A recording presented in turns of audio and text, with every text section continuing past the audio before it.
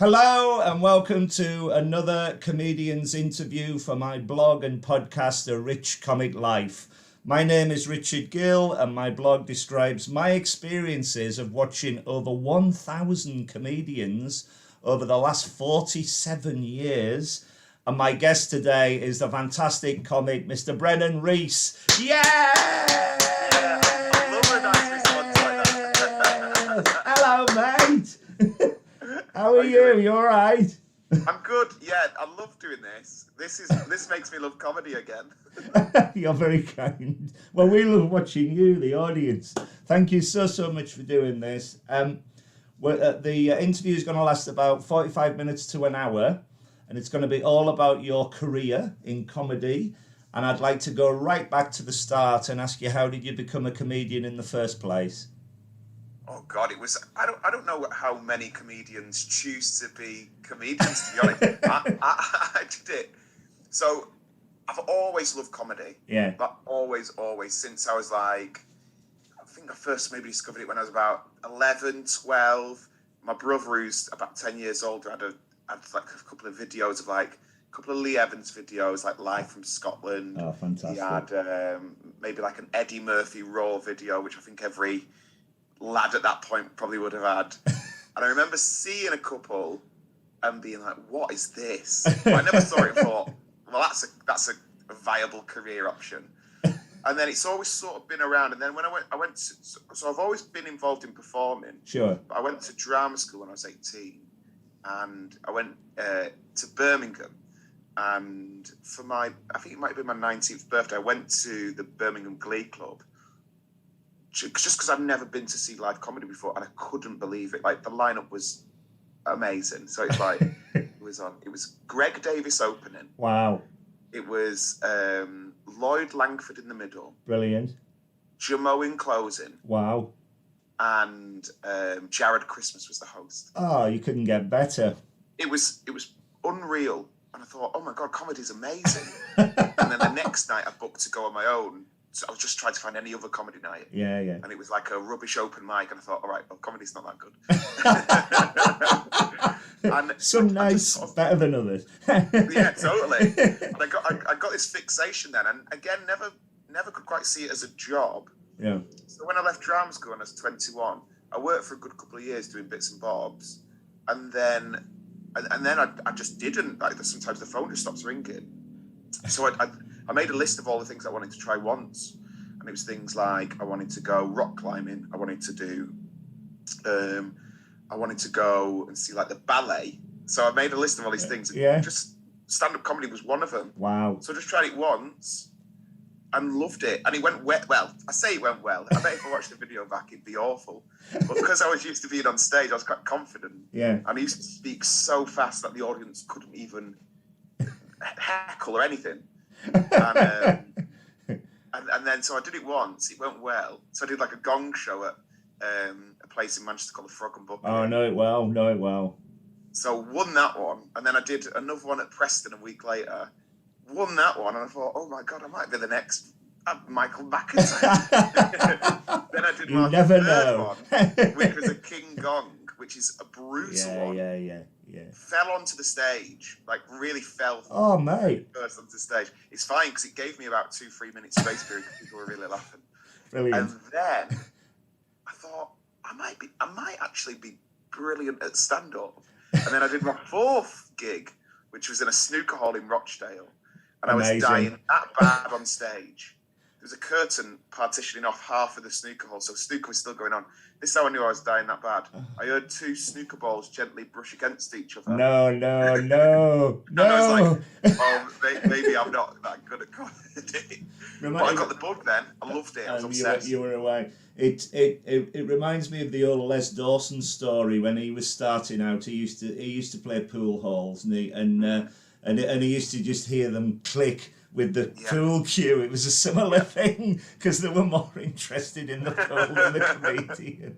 And when you said about Lee Evans, I first saw him at the Boddington's Dream Tent in Manchester with Jeff Green on the same bill.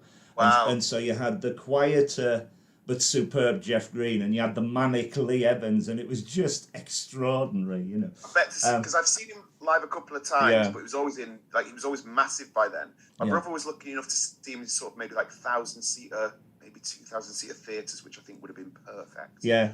You get to see him at an arena, and it's great, but it's not quite. It's not like a big screen, is it? You need to see. We were very lucky because one of the tryout shows was at the theatre at my home city in Carlisle. So we would go to the Sand Centre, and that would be about 2,000 for him. But we'd always try and get the front row because you'd be shaking his hand at the end of it, and he'd be so manic and stuff. He was an amazing, and what a not a mentor, but what a way to think to yourself, this is amazing. You know, if I can get this reaction every night, what a way to go. Incredible. So there you are. What sort of year is this that we're talking? This would be like maybe like 2011. Right. And it's around that time. So then I just sort of, I really was quite lucky. I made a nice gang of friends within comedy. So there was about 5 of us who I think bar maybe one. No, there was about 7 of us, and I think 5 of us still are comedians. So it's like me, Kiri Pritchard McLean. Oh, lovely. Yeah. The guys who were in like Tarot. Yeah. On the Good Shop. Well, a couple of them. Pete Otway, who still gigs around. Yeah, I heard of it. Yeah. And Will Duggan. Yeah, brilliant. And we were really lucky that was my favourite bit of comedy. I've been so lucky with different bits, but whenever I speak to open spots, I always go, treasure this bit because it's the most fun bit where you all jump in a car, you drive to like Leicester or Carlisle. Someone out of the 5 of you probably going to die. The good thing about us lot is it was never the same person. It was always mixed up, and we were quite good at boosting each other's level because someone would shoot off and start maybe doing weekend clubs. Yeah. So then you'd want to get better. So then you'd do it, and we all used to meet up. We used to have this WhatsApp group called Midnight Curry, where we sort of got off the open spot bit, and we were all doing like middles. We'd never do middles together because it's usually a one person. So what we would do is, if we were ever gigging about an hour away from each other, we'd all meet up and have a curry at midnight. Brilliant. And talk about comedy, slag off other comedians, talk about who's been slagging us off. It was honestly one of my favourite. It was one of my fondest memories of comedy altogether. That's wonderful. That is so good. And I think with having a group of you in it all together at the start, it gives each other confidence. And the more you do, I can imagine, the more you do, obviously the more experience you get. But so there you are. You're doing your first 3 or 4 gigs. One of them was a gong show. 3 of them. Three of them were a gong show. Yeah. Wow, what a way to start! I had a similar experience. I knew at the time the Edinburgh Free Fringe promoter, and he said to me, I said to him, I want to get it out of my system. I support a lot of comedians. I think I can have a go myself. And he said, we've got a gong show at the Haymarket it's for old people. And it was on a Monday afternoon. It couldn't be worse. And I wrote this script and I walked out. And I said, ladies and gentlemen, good afternoon. There's 3 people in. And I said, people think I look like Eddie the Eagle Edwards, the ski jumper, but I can't see the resemblance myself. And of course, I'm his double. And one bloke at the back just went, fuck off! And I walked up to my footprint. The guy goes, have another go. I said, no. I said, never say never again. But I'm supporting them all from the seat. I learned my lesson. But, oh, mate. So the gong show, quite a very difficult way to get in, but it must have given you a spark to think, this is great, I want to keep doing it. Oh, God. When I got to do... Because there's so much pressure with the gong show because you can get... Yeah. And then, so when I finally got to do... Like, there's such a difference, I believe, to sort of like starting comedy in London and starting comedy maybe up north. Yeah. And I think the few different reasons are, there's a huge open mic circuit in London. People stay on it for years and years and years. Yeah. And it's very hard to get onto pro nights. Whereas in Manchester and the surrounding areas, you can end up getting on pro bills pretty quick because they have the open spots in between the two good acts. So when I finally got to do like maybe not a weekend gig, but like maybe a Thursday, and you get to do 5 minutes or 10 minutes. I think in like my first few gigs, I was on with people like Gary Delaney and Jason Book. Yeah. So one, you learn by osmosis because you're surrounded. You go, oh, that's how you get really good. Whereas if you're doing it in London, you can be like king of the open spots and do a gig at the Comedy Store, and you're actually the worst thing that's ever been on. Of course, yeah. And then secondly, it was so nice to have that freedom of like doing 5 minutes at a gong show. You've got to be quick and you've got to be on it. Yeah. But they might give you 8 minutes, and having that extra 3 minutes, you feel like you can breathe. You're like, God, I don't know how I'm going to fill this. Write a song, anything. Yeah. Well, I think we've all done that. I'm jumping forward a little bit, but there was when I went up to Edinburgh Festival. Yeah. I think it was 2015. So it was before I went to go and do like my first proper hour. So I'd done like package shows where they take like 4 acts up and this and the other. And I was doing like, I think I had a slot for about 35 minutes. And I'd only really done like 20 minutes. And I wrote a song just to fill 5 minutes. Fantastic. I could play guitar and I could sing, but I don't want to be that comic. I don't want to be that one. That's brilliant. That's so good. So there you are. You're doing 5 minutes in. Did you start off properly going to 5 minutes in pubs? Did you have friends going along with you to gain the experience? Because I spot a lot of up and coming comedians, and I'm always the friend because they know they're going to get a laugh. Was that honestly, similar with you?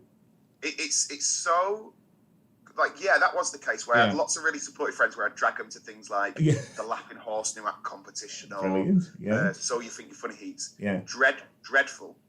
Like, it's really unattended. But I'd drag them along because sometimes it was about who had the most friends in. Right. And when you go down to London, you don't have any. Like, it's a bit of a tough one. But there's people like you who I think are brilliant, where even to this day, there's certain areas of the country where you'll gig. There's these 2 sisters who live in the northeast called Hillary and Susan. Right. I've come across them. Have you seen them? No. I must make a note. When you see like people like yourself in the crowd, people like them, who, 1, they love comedy, and 2, they are, like, as you said, like, they're that friendly face in the crowd. Yeah. Even now, after I've done, God knows how many gigs I've done, it still, like, makes me feel better. That's so good. Because you want them to have a good time because they love comedy. And 2, it just feels like you've got a friend in a different place, and I love that. That's exactly right, my friend. Who I did come across is called the Comedy Nerd, and his name's Mark, and I don't know his surname, but he just comes along he's known as the Comedy Nerd, and he's as bad, if not worse, than me, but going to all the comedy. But that's lovely because the audience are there, obviously, to support and to have a good time. And that's a reason why I write the blog. It's so positive because it's such a wonderful media. If the audience is sitting there and you just don't know what's going to happen, that's magical when the laugh hits and the laugh rate is high. And a lot of comedians say it's like taking a drug, and I'm sure it is because you're on such a high and you need to come down. Yeah, like honest to God, it can get you like it can get you on a like, if you're tired going home from, let's say, like Kent, it's got a 3-hour drive. If you've had a belting gig, it can probably get you to Stoke. I'd say it can get you on the way home. I know Stoke well. I went to college in Stoke. Right. Did you? Yeah. And then on the flip side, you have an absolute stinking gig, which, touch wood, doesn't happen so often now. It gives you a long time to be thinking about it. You go, God, I wish there was a Richard Gill or a Hillary and Susan. Sitting there. It's funny because this interview's been recorded in April time. I've just seen Ed Gamble on tour. in Carlisle. I've just been up to Carlisle for Easter, and I was standing in the second row. I gave him a standing ovation, and he came back and he said, "Rich," he said, "it's so good to see such a funny face in the crowd," because he had a load of hecklers, and I'm thinking, "Oh, come on, come on!" It's the worst thing, but he dealt with them brilliantly. He's a great comedian. Anyway, I can't imagine you having a bad gig. Can you tell me today what has been your best and worst gigs, please? Oh, right. So best. There's a handful of them. So there's like landmark gigs where things like doing like the Apollo, where you go. Congratulations. Never, ever dreamed. I mean, I dreamed of it, but I never thought it would come true. And it was brilliant. It was perfect. I got all my family and friends that have been to all those terrible gigs, and I just said, we're all going, and we had a great time. Fantastic. Which was brilliant. One of my favourites was, I was really new, and this might have been about 2012, and there was 4 of us that had somehow wangled to be the only comedians on at the Isle of Wight festival. So it was me, it was Pete Otway, and then two comedians that don't even go anymore. All open spots, all got maybe, 10 minutes each at best. Yeah. And we were all doing 20 minutes. And I think we'd wangled it because there was a lad who doesn't gig anymore called Lewis Charlesworth, and his sister was like a pop star. And I think her management had got us in to play the cabaret tent or something like that. So it was, first of all, it was really exciting because he goes, "Oh my God, we're at a festival." Secondly, I drew the short straw of being the last one on, which now would be the great thing because you go, "Great, I'm closing the comedy tent." But it was just, I was on last at the comedy tent, and it was all right for everyone. And then it really started to rain, like really rain. So it filled up this tent, and it was about 1,000 people. And at that point, gigging to 1,000 people was like the best and worst thing you could ever think of. And it was going okay. And then suddenly all the power cut out. Everything. Oh, mate. Oh, my God. And I don't know what happened, but something came over me where I felt like an old Irish storyteller in a pub. So I got out into the crowd. I think I stood on a speaker, and everyone was gathered around, and I just sort of yelled for 20 minutes. Oh, no. And I mean, maybe looking back, it might not have been as good as it was, but in my head, I felt incredible. The reception was like, probably because the jokes were okay and the willingness, the spontaneity as well, just to do it. Yeah. And it made me go, fantastic. "Oh God, I can do anything." Yeah.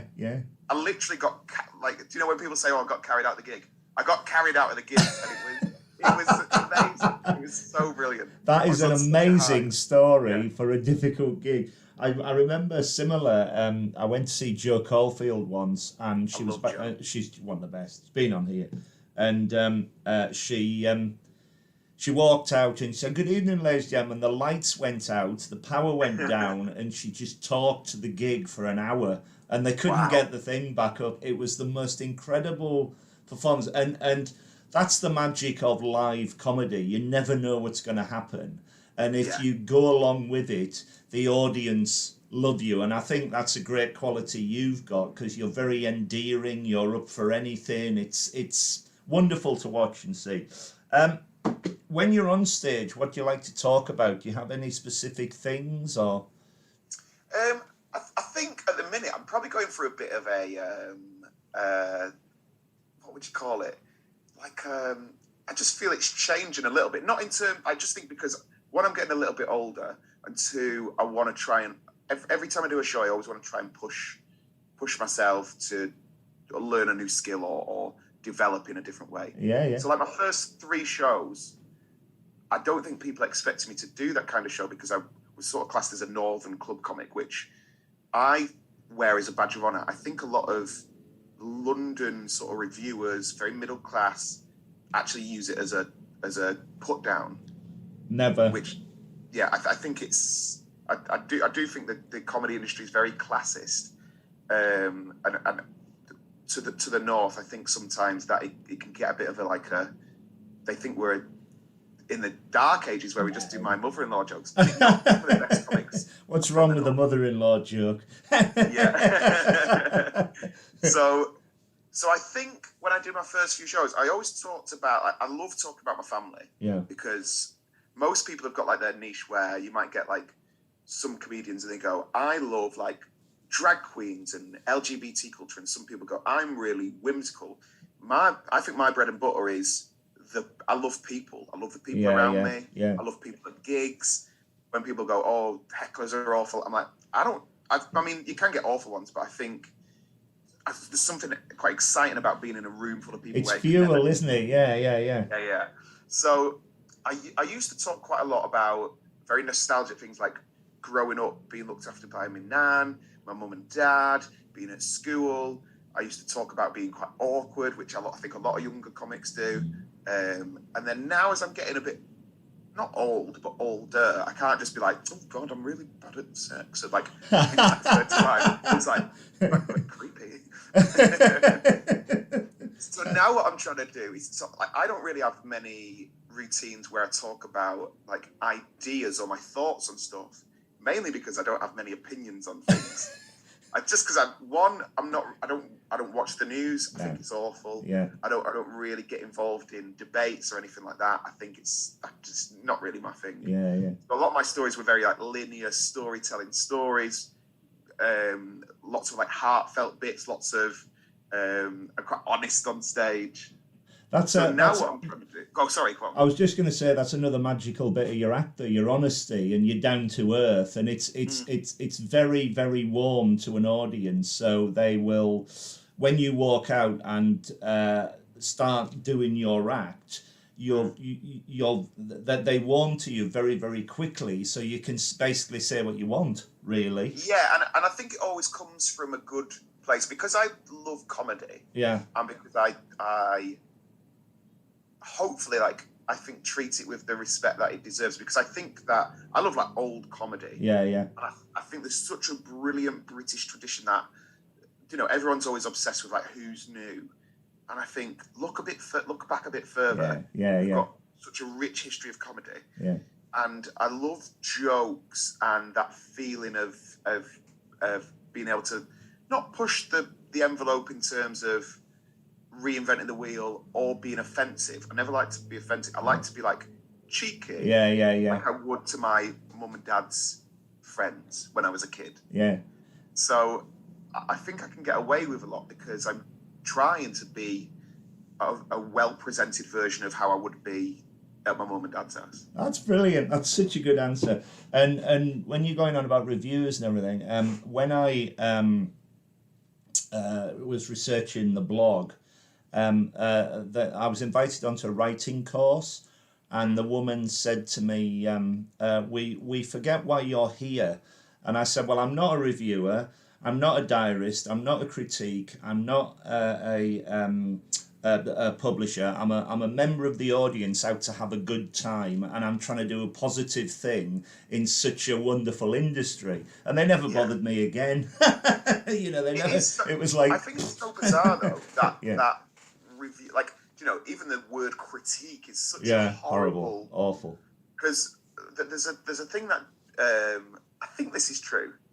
I hope I've remembered it right. But John Peel, mate, we used to listen to him all the time. Yeah. And what he would do is people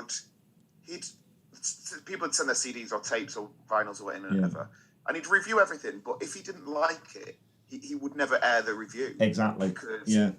And then it was such a seal of approval. And I think reviewers now, especially when you go to Edinburgh, are sort of looking to trip the comedians up. Yeah, very much so. What are you here for? Even like I think Steve Bennett who's like, I guess, like the main one. He feels like the one that most people have a bugbear with. Yeah. Mostly, I think he's quite fair, but I do think that I don't think he takes like the laughs into account. I don't think he takes into the audience reception into account when you can really rip a gig. Yeah. He sort of, and I don't really have a problem with him. I know lots of comedians that do, but it just feels like the gig's for him. When the way that he writes, it feels like it was a one-person audience. Wow, that is very interesting, because when I go to a comedy night, I never ever used to sit in the front row, but I love to get as nearer to the front as I can. And Yeah. if they want me to be part of it, by God, I'm there, because Yeah. it's as I said before, it's fuel for the comedian. I remember going to see Ken Dodd once in Oh Crewe wow. years ago, I bet his gig's just finished, hasn't it? yes, exactly. Yeah, he's still going. And the first half, he wasn't going down very well, and the second half, he came on. He did a routine about newspapers, and I'd just moved to Crewe to do some work there. And he said, "What's the newspaper in Crewe?" And I yelled out, "It's the Chronicle, Ken." And two old women behind me went, "No, no, it's not the Chronicle, it's the Mail." And I turned around and went, "No, no, it's the Chronicle." And we had an argument. And he burst out laughing and floored his act. And he said to me, he said, "Where are you from, sir?" I said, "Carlisle." He said, "I'll see you Sunday. It's the Mail." So from then on, it went up a gear. It was just magical, you know. Anyway, let's move. I think that's when comedy is at its finest. Yeah. Like, some comedians do not like audience interaction. Over the past few years, and maybe it's a COVID thing where we didn't really get to have it, where I love it. I love that feeling of being on your toes. That's what my next... So as I said, each show that I do, I try and do a different skill, but it's going to be really heavily like trying to push that, because I think if something can happen in the room, it beats anything else. Yeah. Like, you can have some of the best written routines, but I think there's something really magical, something really British about something happening, good or bad, and a comedian being able to turn that into a lovely little bit of exactly. Of something. Yeah. Totally agree. How do you cope with any nerves before you go on stage? Do you suffer from nerves, or because you're very confident when you're on stage? That's why I'm asking you the question. Do you know what? I don't as much anymore. Yeah. And I kind of wish I did, because I believe that it's me being maybe slightly too comfortable with my workplace. Right. So it probably means I need to write some more bits where I get nervous when I'm going to try some new bits, and I get nervous when it's like a bigger gig, like a TV record. Yeah.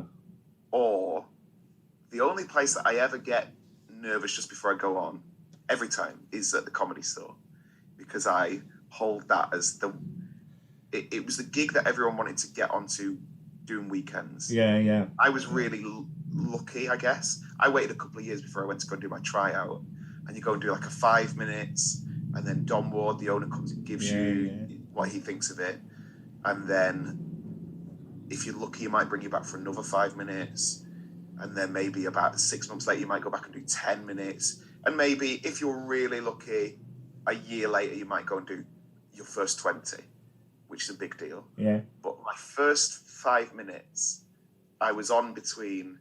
So two quite famous comedians at the time had dropped in. So Terry Alderton wanted to try his stuff out for Live at the Apollo. Yeah. So he was on before me doing 10 minutes of absolutely ripping it. And this is the person that's had the most standing ovations at the Comedy Store, at Encores. He's amazing, yeah. So I was nervous anyway. And then Michael McIntyre had come in just to do 5 minutes because he'd done a corporate night before and died. Wow. And he just wanted to cleanse his palate.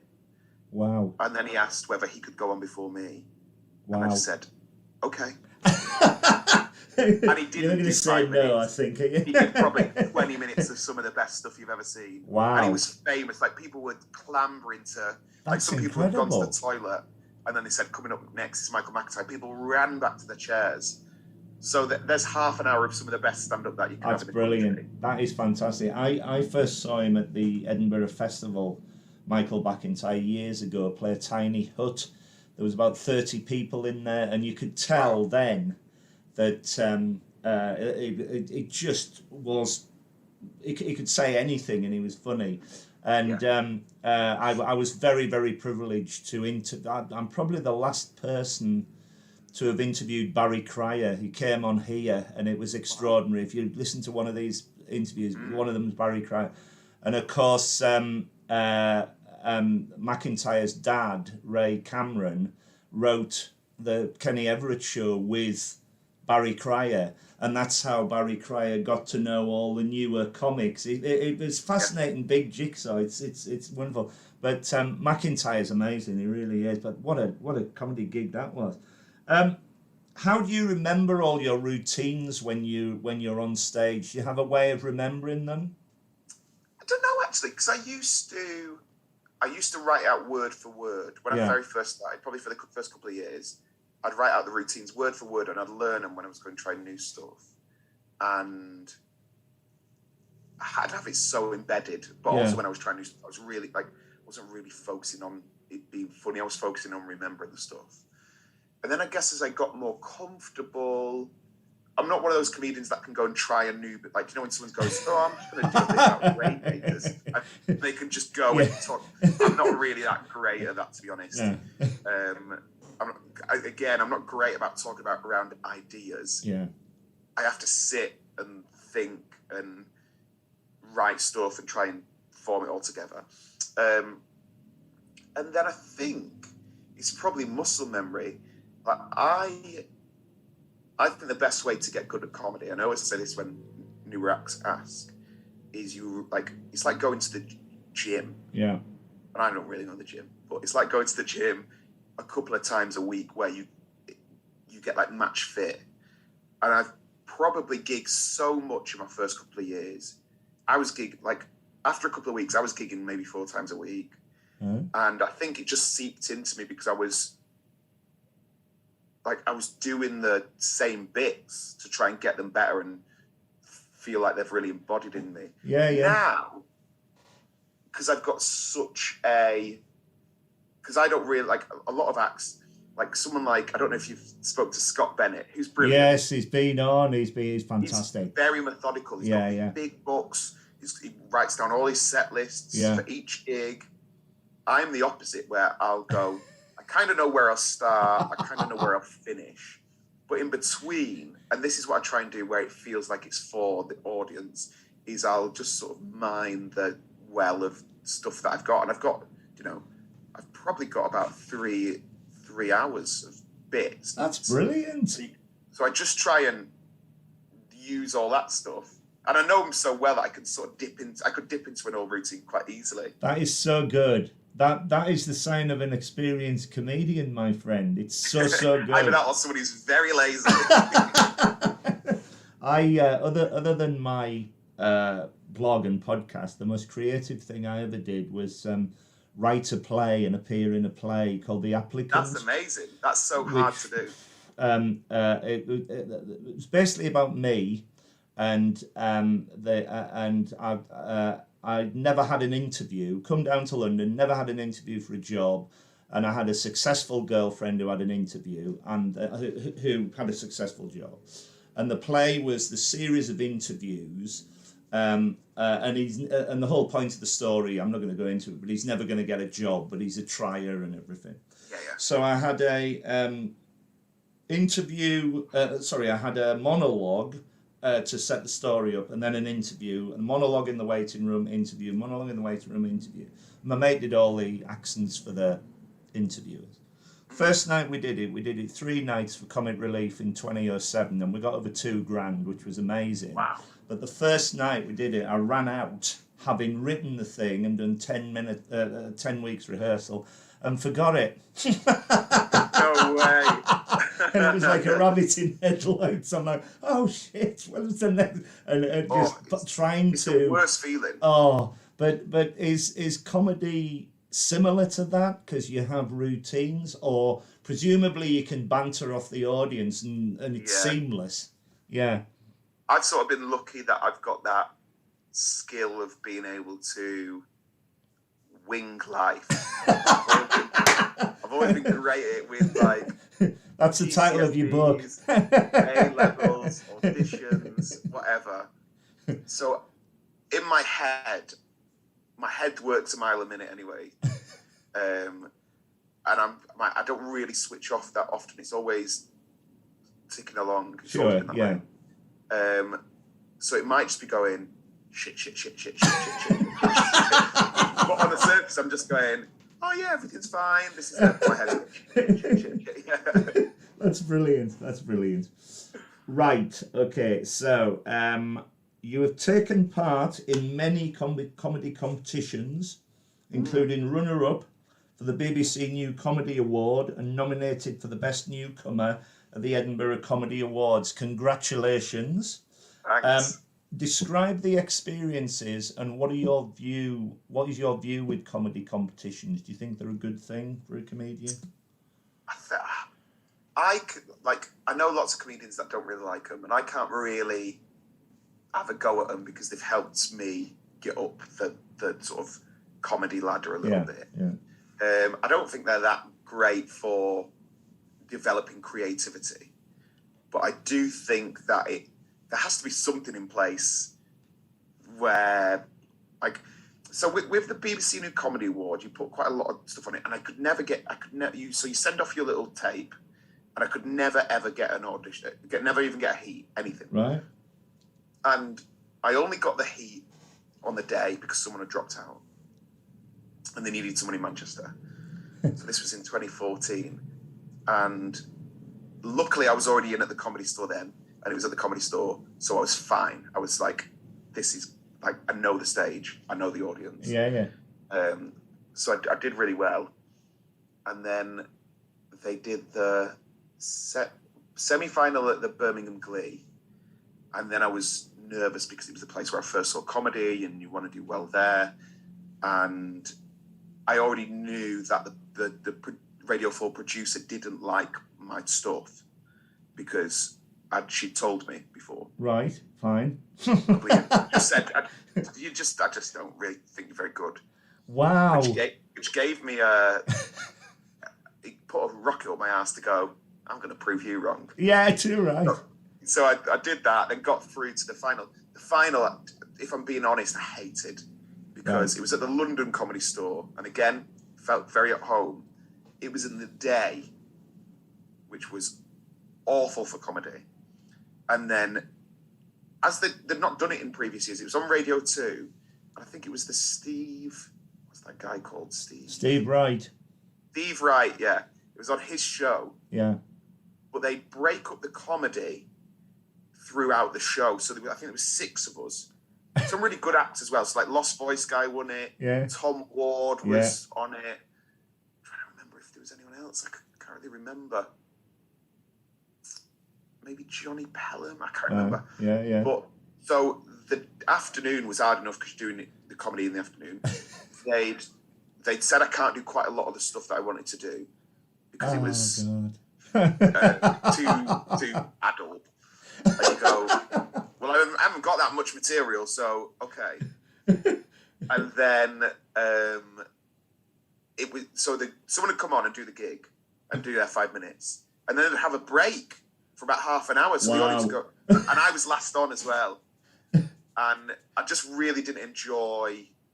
It didn't feel like I was gigging. Right. I didn't feel like I was in a comedy club. I felt like I was a TV record, which, I guess as you get more experience, you learn how to deal with being in a studio instead of a... Yeah. So that was fine. And then the newcomer thing, it's such a thing that hangs over brand new acts. Because when you go up to Edinburgh, it costs you so much money. You've only sort of got what you feel the way the industry works, it feels you've got one chance to do well and never again. Yeah. And that isn't true, because if you look at someone like Kiri Pritchard McLean, who's doing phenomenally well, her first Edinburgh, we were on at the same time. And I remember, I hope she wouldn't mind me saying this, but I remember because we were on at 6 and they'd be on the walkie-talkies and they'd go, okay, can we have all the ticket sales for each thing? So I'd hear what other people were doing. And I was in maybe like a 50, 60 seater. And for some reason, I was really lucky. Every day, sold out. And I remember Kiri's, and he'd come up and he'd go, we've got 6 in today. We've got 11 in today. Oh, God. And it just didn't quite, that year just didn't quite work. No. And then now she's flying. So she keeps going back, didn't she? It's great. Yeah, it's lovely to see. It's another reason why the blog works. You're another classic example where you can watch comedians develop so well, and she's a classic example. Yeah. So then the main thing I was nervous about was losing so much money because I just didn't have the money to lose. And then I'd really put a lot of heart into the show. Like very proud of that show because it was the first time that I felt like I really put myself out there. I'd created it. I'd made little things that you might not notice, but someone else would not. Like, I just really worked on it. And it's always at the back of your head. You're like, it's going well. The judges are coming in. Yeah. I never find out when reviewers or judges come in. Too right. I think it's pointless. Yeah. You might as well do the show the best you can do it every day. And the judges are in, so I'm going to do it better. You're like, just do it better anyway. And then I remember knowing that I was maybe in the long list. And then you go, oh God, this might happen. And then it was the day of when I knew the nominations were coming out, and there was a group of us, and we all just walked up Arthur's seat, and then just to sort of get away from it. And on the way down, I got a phone call, and I don't know what it was. I don't know whether it was the relief. I don't know whether it was the being part of. As I said before, I love like comedy history, and the amount of times before I'd gone up to Edinburgh, I'd sat and I'd looked at the list of nominees on Wikipedia, and be like, oh my God, like Harry Hill was nominated for a thing. Oh my God, Lee Evans did this, and Peter Kay did, and then to be put onto that, I was like, I feel like I'm in the gang. Brilliant. That's so good. It was a real emotional day, but it's still one of the proudest things that I've done. And it doesn't really count. It doesn't really do much. Like a week later, I was back to doing terrible gigs in wherever. But well done, you though. What a memory that is. That's brilliant. Really good. Let's talk more about Edinburgh. I'm very fortunate to be able to go to Edinburgh every year. The Fringe. It's my holiday. I have a week there, and I see 50 shows on upwards. Wow. I see loads of stuff. And by the time I come back, I need another holiday just to calm down. My first year was 2005, and I've only missed the last two because of the pandemic. What was your first ever Edinburgh Fringe like?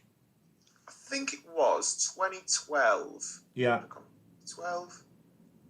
And I'd just gone for a couple of days. So Steve Bajaya, if you know him. Fantastic. Just being on here. Yes.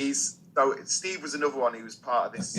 Really funny man. Yeah. And me and Steve are really good friends. He's a great bloke, yeah. We became friends quite early on. I can't remember why. And he said, "Oh, I've got a little room that you and Pete Otway can share." Yeah. It was basically it was an airing cupboard. This'll do. And it was dreadful. It was awful. And I really hated it the first time I went because it was so full on. Yeah. I didn't realise the festival was that big. I couldn't quite figure out what to see, what not to see, how to get gigs. I felt I didn't know anyone.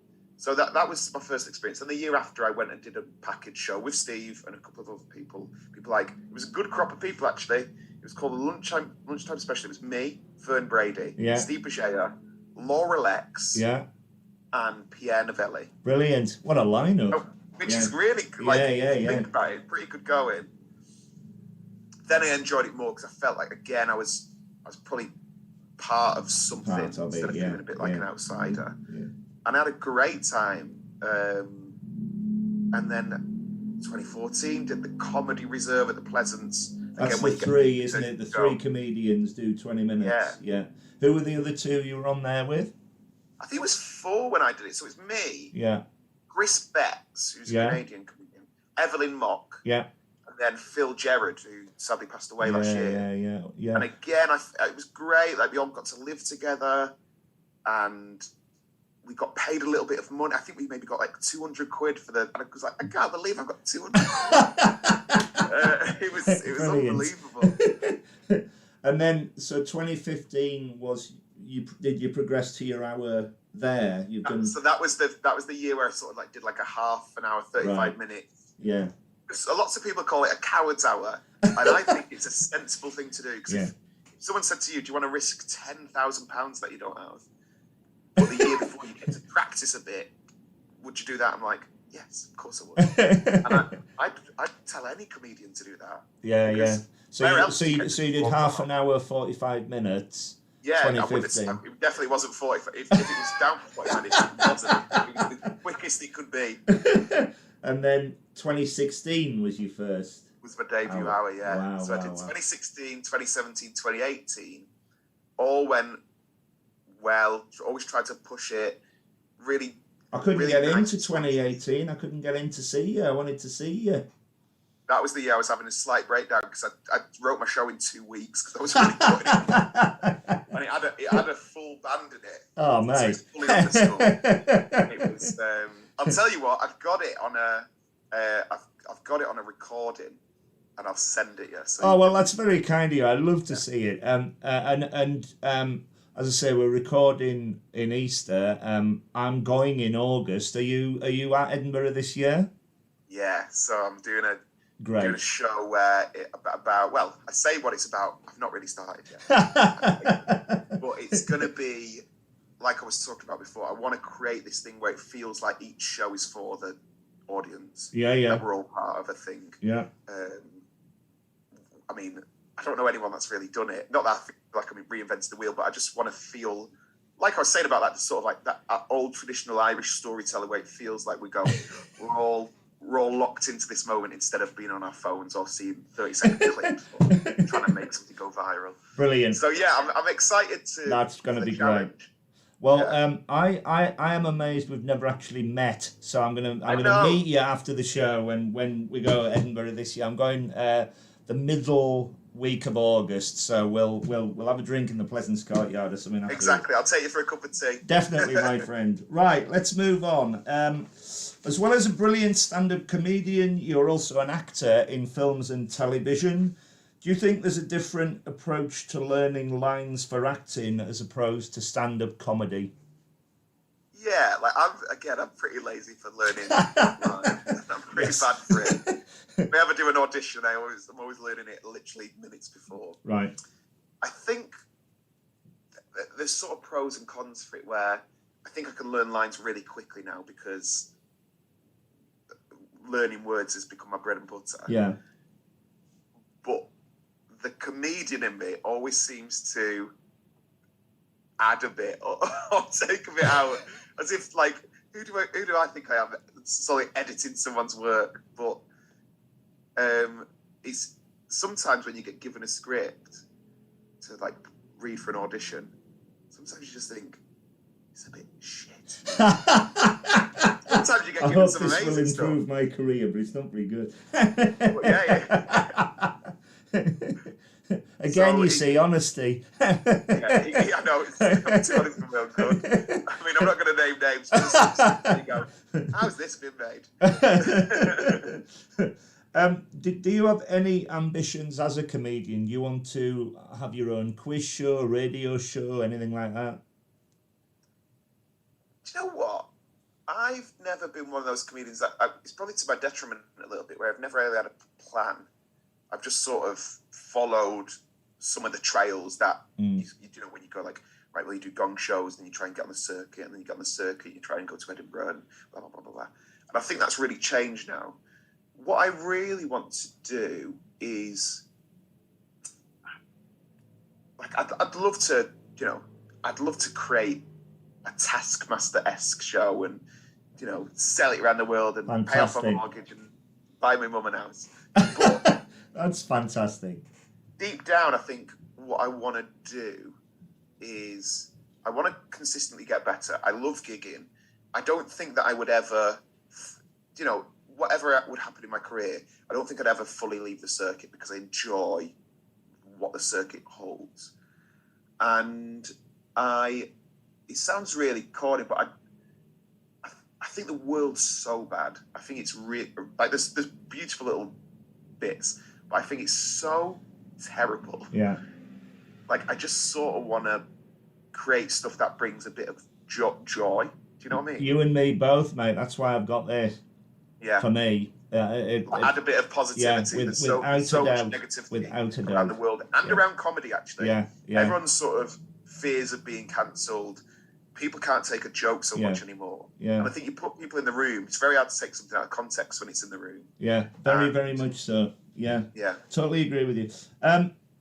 How have you found online gigs during the pandemic as opposed to live gigs? Unfortunately, I've only ever seen you online. I saw you at Return of the Crack, which is Jarlath Regan's gig, and I saw you at Always Be Comedy Online.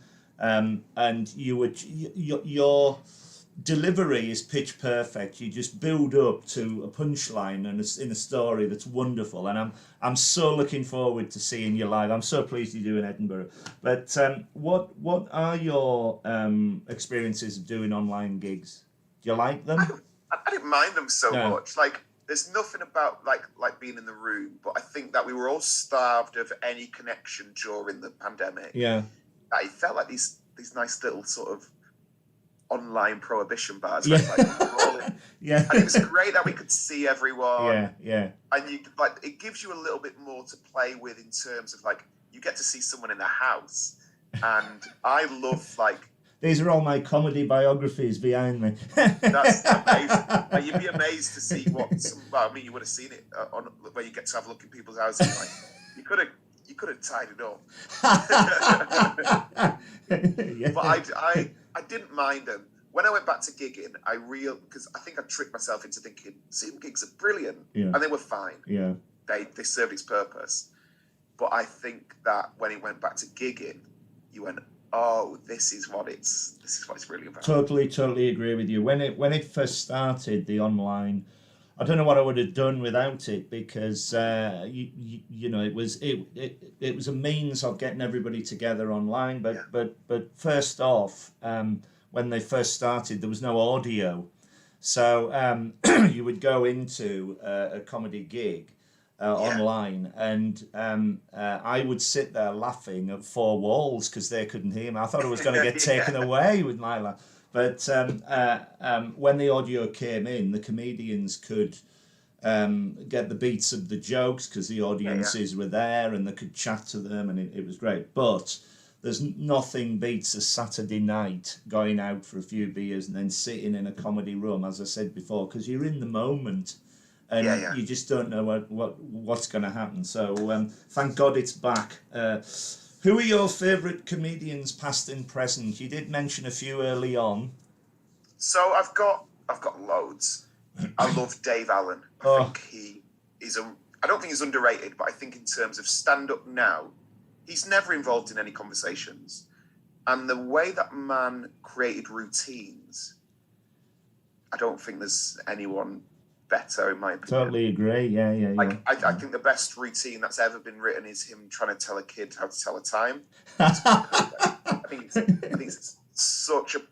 It's one of them where you, as a comedian, you watch it and you think, God, I wish I wrote that. I like the clock story, where the similar thing with the clock story where it goes, we are determined by the clock, ladies and gentlemen. We get up, we go to work by the clock.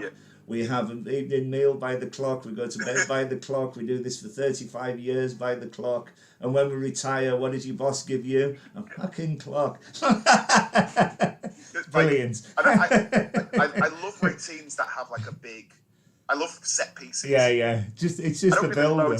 I don't think there's loads of them anymore. No, maybe comedy trends have changed, but I really love them. And then I still to this day love watching like Morecambe and Wise. I guess they're not stand-ups, but they're comedians. They're the reason why I do this blog. They were the reason. I've seen everybody just about. I want to see, but I've never seen Morecambe and Wise. And about a month ago, a friend of mine who lives at Luton, they were opening up the Eric Morecambe Arts Centre, and there was an afternoon dedicated to him, with Parkinson was on, and Angela Rippon and Robin Ince was on, and they were all on. And I got to meet Gary Morecambe, and it was extraordinary. And I said to him, your dad and Ernie were the reason why, because I think the earliest memory I've got is the whole family in Carlisle, however old or young they were, laughing at them. And it was, they were crying with laughter. It's just the ability to twiddle the glasses, or it's just And extraordinary, extraordinary. It felt like I think the thing with Eric Morecambe, it feels very much like I never really knew my granddad, but it feels very granddad. Yeah. Trying to make a kid laugh. Yeah. And then the same, obviously never got to see him, but I did go and see this show called Eric and Little Ern. Yes. And that felt like, because we were quite far back. Yeah. Which was probably good because it looked like them then. Yeah. I've seen everything as well, everything about them, and it was superb. I love he was brilliant. I love the live recording in the 70s. I don't know whether you've seen it. I think it's called Eric and Ernie Live. And at the end of it, they walk on and they do a Q&A session. And he goes, anybody got any questions that they want to ask me? And a girl right at the back of the audience yelled out, can I have your autograph after the show, Eric? And just off the top of his head, he goes, you can have it now if I had long arms. And that was the magic of the man. It was brilliant. They were fantastic. Any recent ones that you like? It must be loads. Yeah, there's loads. Who do I love watching?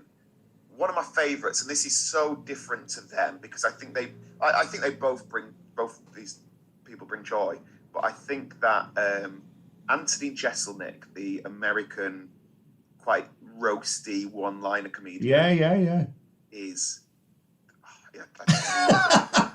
fantastic. Because he's dark, but he's really endearing. He's really polished. Yeah. I love sort of roast dark stuff. It's not really my thing. My thing's being a cheeky gobshite. Like his is these pinpoint, and they're clearly jokes as well. Yeah. He'd be very hard to cancel because he's not trying to tell you about his life. I think he's phenomenal. He is brilliant. I have seen him only on television though, but I've seen him on recording. That's amazing. And like me, whether as a comedian or before you were a comedian, do you go to a lot of comedy gigs as a member of the audience? So now less so much, but I used to before I started doing comedy. I'd go every opportunity I could. Yeah.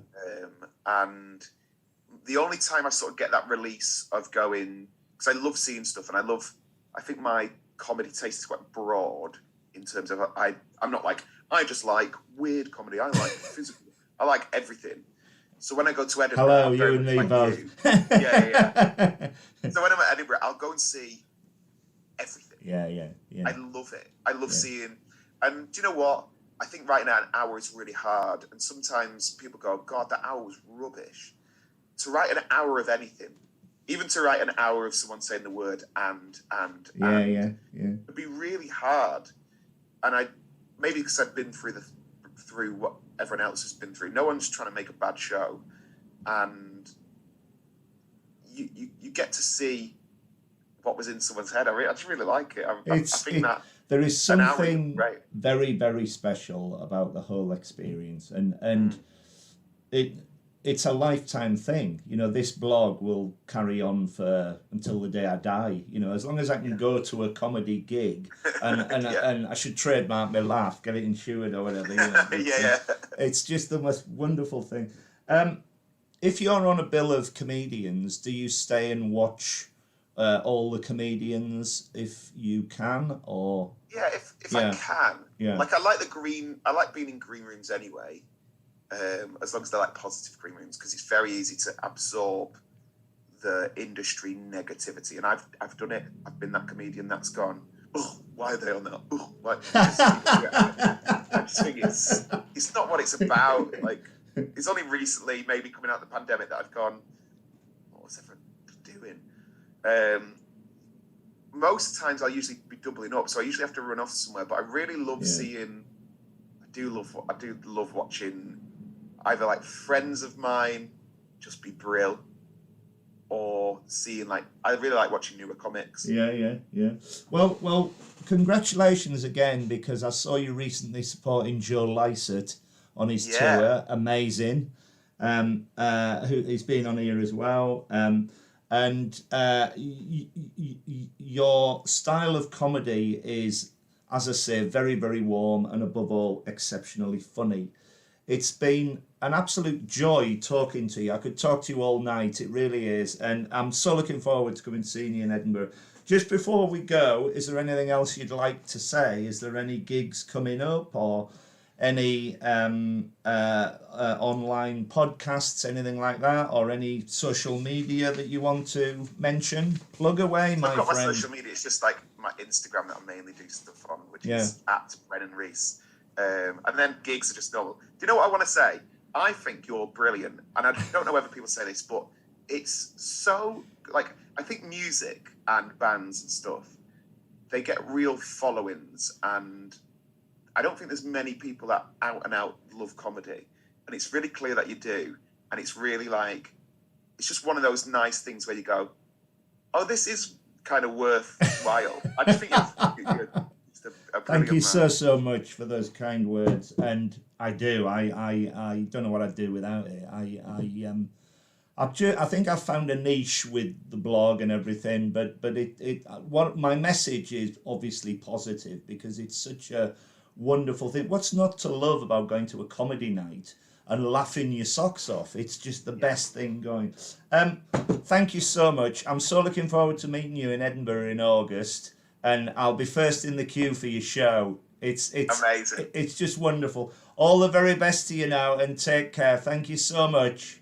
You too, mate. Thanks now.